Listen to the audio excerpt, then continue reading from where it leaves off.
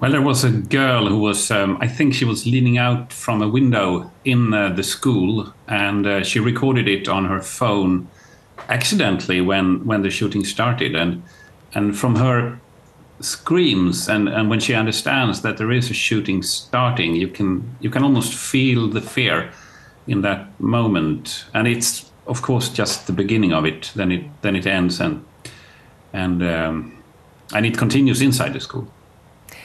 What do police know at this time of the shooter and his motive for this attack?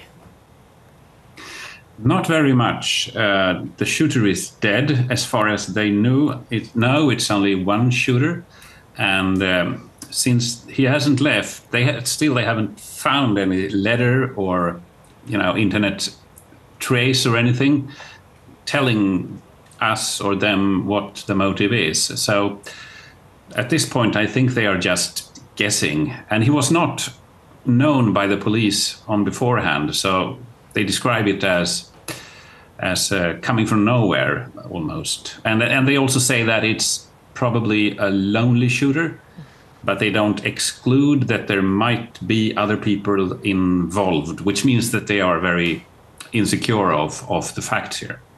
And so no motivation for terrorism that they can see at this stage? Exactly. They haven't found anything like that. And he wasn't known before by the security police or the local police either. Tell us about this school and the sort of students that would have been there on a day like that.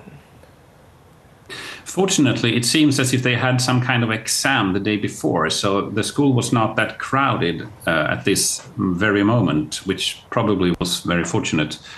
It is an adult school, an adult college, you could say, where people who hasn't really managed to take their exams from the previous school has an opportunity to do that. So they are adults of different ages.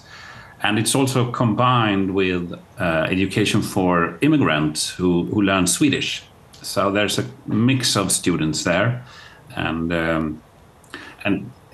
in the beginning, it's easy to think that this had something to do with the motive. But as I said, we know nothing about that. And Jesper, this is extremely rare in Sweden. As I understand it, this is a regular Swedish city. It's shocked the country. It has, really. It's very unusual. Sweden has had a lot of problems with shootings connected to the organized crime over the past years. But that has not been on this scale, for starters, and it has not affected innocent people not connected to the criminal gangs. So this is very rare. You have to go back to the 90s to find anything similar to it. And at that time, it was not that many dead.